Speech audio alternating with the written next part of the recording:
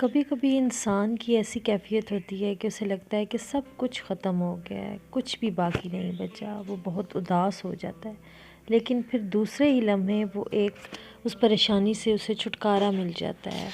تو آپ نے کبھی سوچا کہ ایسا کیوں ہوتا ہے؟ ایسا اس لیے ہوتا ہے کہ ہمارے ساتھ ہمارا رب ہے، ہمارا خالق ہے، جو ہمارے دل میں رہتا ہے، اور وہ ہمیں پریشان نہیں دیکھ سکتا، بلکہ وہ ہمیں یہ محسوس کرواتا ہے کہ یہ جو پریشانیاں ہیں، یہ دنیا سب چیز فانی ہے۔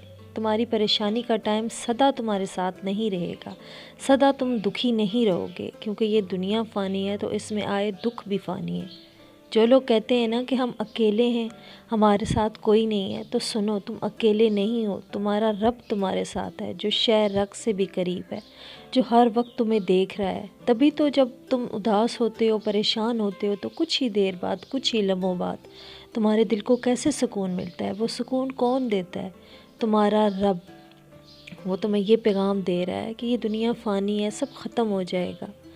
تو ہمت مت ہارو، اپنے رب کے ساتھ اپنے کنیکشن کو مضبوط کرو، اور جو کرنا چاہتے ہو وہ کرو، پوری ایمانداری کے ساتھ، پوری کوشش کے ساتھ اس کو وقت دو، اور پھر اپنے رب پہ چھوڑ دو، کیونکہ وہ تو دلوں کے حال جانتا ہے۔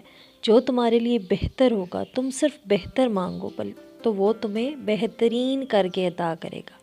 ہمارا رب ہم سے بہت پیار کرتا ہے۔ کبھی بھی دکھی اور اپنی دنیا اور اپنی زندگی سے مایوس مت ہو، بلکہ اپنے قدم اپنے رب کی طرف بڑھاؤ۔ یہ بہت مشکل ہے، لیکن کوشش کرو۔